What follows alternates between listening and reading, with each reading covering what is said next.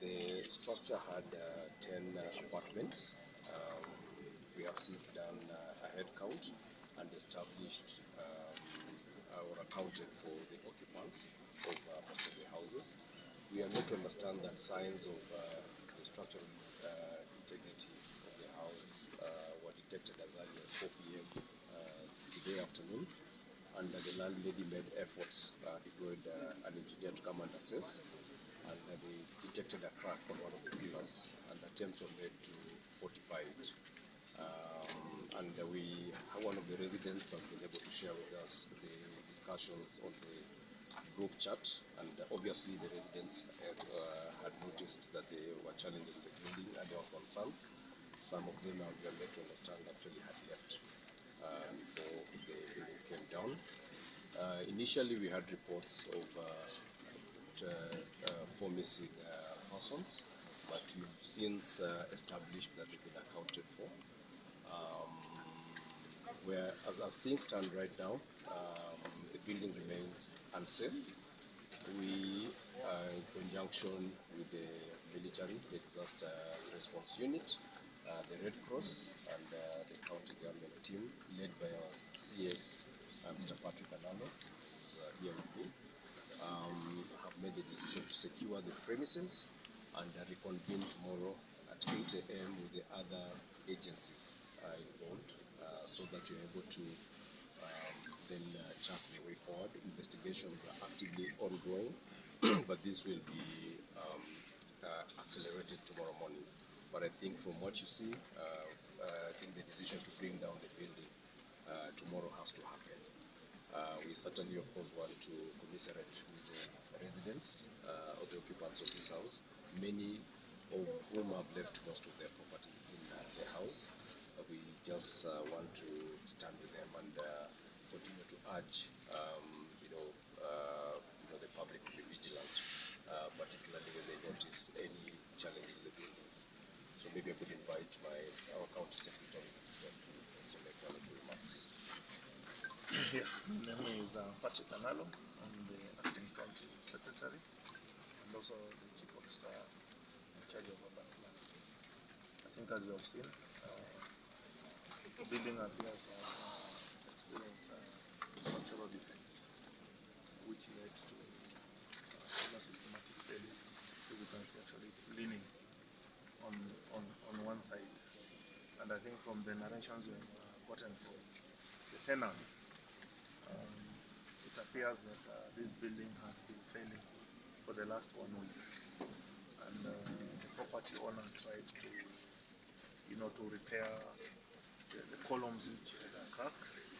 And because of particularly the rains that are happening right now, it would appear that the soils could not sustain the weight of the failing columns anymore, leading to collapsing of the building today.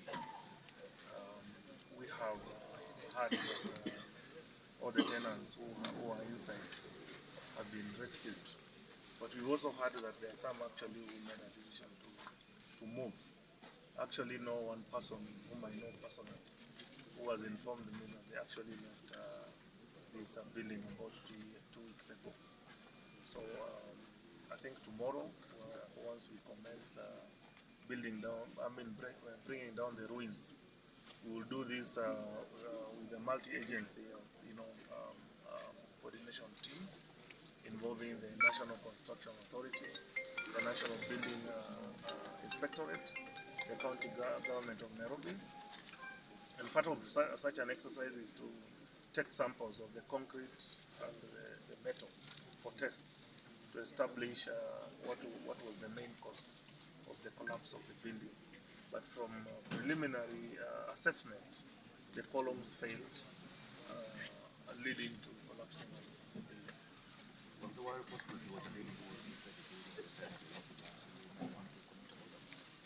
Well, the neighbors, usually when such an incident happens, you get to talk to the tenants and the residents. And what they have told us is that they are able to account for each and every of their neighbor. So we believe that there is no life which has been trapped inside. But However, in the likely event that that is possible, rescue operations will commence further in the morning, together with bringing down the clearance from the building. And with the investigation starting, what's the action that you're going to take? Is there any action you're going to take against the landlady? Maybe call her in for grilling, etc., to find out how how the building was constructed and how the permits were accessed. Yeah, that's a question that is clearly defined in law. If a building collapses due to failure of particularly the contractors or the structural engineers who are people who have been employed by the developer, including the developer himself or herself, of course they will have questions to answer in law, and that there's a very clear process in establishing that. That's why I say that tomorrow we'll have to take some of the samples of the materials, including concrete and metal used in construction. And we'll also be met colleagues from the National Construction Authority. They have the details of the engineers who are on record for supervision of this project, including the contractor who was responsible for construction of this building. They will be we will be accessing to understand what happened during the entire process of the construction.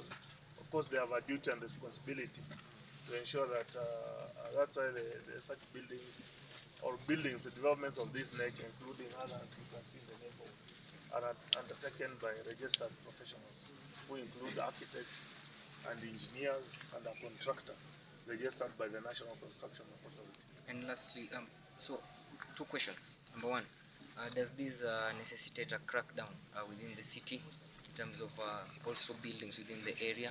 And number 2, will there be a compensation plan for the tenants? We're talking about a building that has collapsed. Yes. Yeah. I think it is important that we restrict ourselves to the incident that we are dealing with today. Yeah, and I've already told you the steps that will be followed by the authorities in order to establish where did this building come down. There are people responsible for construction. We have an architect. We have the structural engineers. We have the contractor, whose details are all available, with government bodies, including the National Construction Authority, the county government of Nairobi. Of course, all other buildings within this neighborhood, we have a duty and responsibility to also check their structural integrity. But let me also go on record. We've been experiencing challenges in inspecting some of the structures within this sub-county.